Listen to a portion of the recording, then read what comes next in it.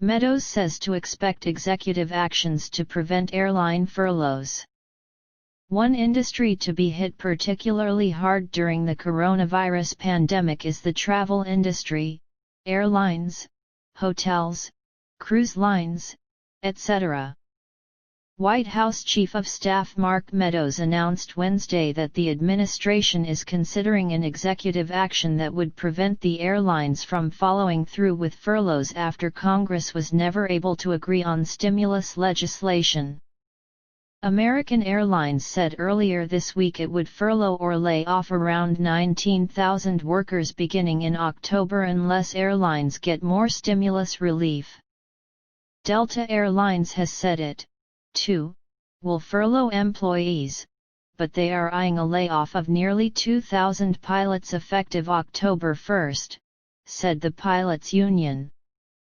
I think everybody every time they hear that we're going to do executive actions, they don't believe me, said Meadows. We've got 4 executive actions that actually the president took, we're going to take a few others. Because if Congress is not going to work, this president is going to get to work and solve some problems. So hopefully, we can help out the airlines and keep some of those employees from being furloughed.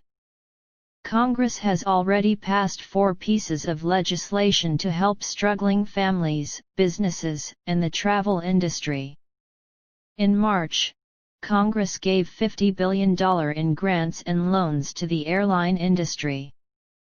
To get that money, the airlines had to agree to keep workers on until at least September 30.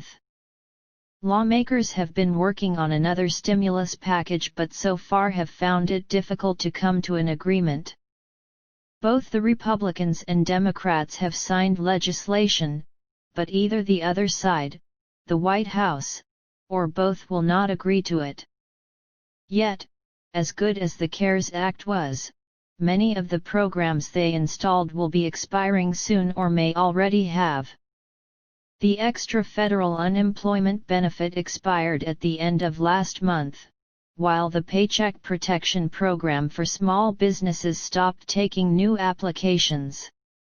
Senate Republicans have been discussing including some programs, such as education funding, a library shield for businesses, and others while eliminating others to create a slimmed-down bill. They've had daily conference calls with Meadows and Treasury Secretary Steve Mnuchin to find legislation they can agree on. Democrats, whose initial plan for this 5th stimulus package was estimated at a $3.4 trillion cost, are unlikely to agree on the Senate GOP's slimmer bill, and the Senate won't get the bill through without their votes. This has many considering the September 30 deadline when government funding will expire. Agencies will start shutting down without an agreement from Congress. It could become a way to get some type of stimulus legislation passed. Meadows has been representing the White House in these discussions along with Mnuchin. He said he hadn't spoken to House Speaker Nancy Pelosi, DCA, or Senate Minority Leader Chuck Schumer, D. New York, since earlier this month.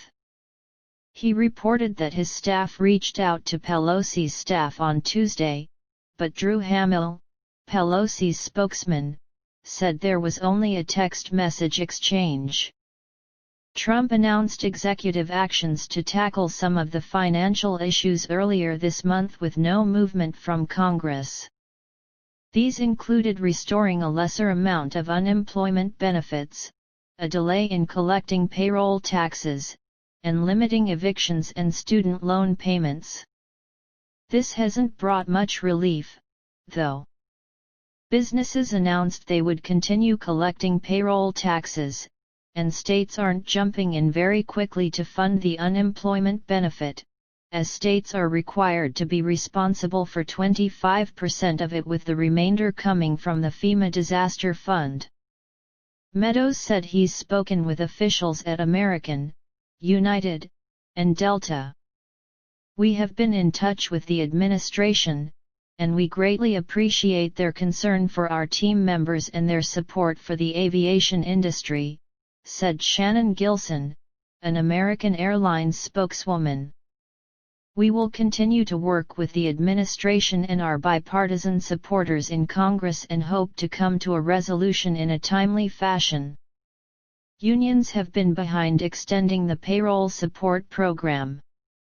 Sarah Nelson, international president of the Association of Flight Attendants (CWA), said in a letter to members that despite Meadows' statement on executive action, action from Congress is needed, as executive orders will not save our jobs. Her group represents nearly 50,000 flight attendants at 20 airlines. She added, "The previous executive orders that disrupted talks on a relief bill did nothing to help the American people.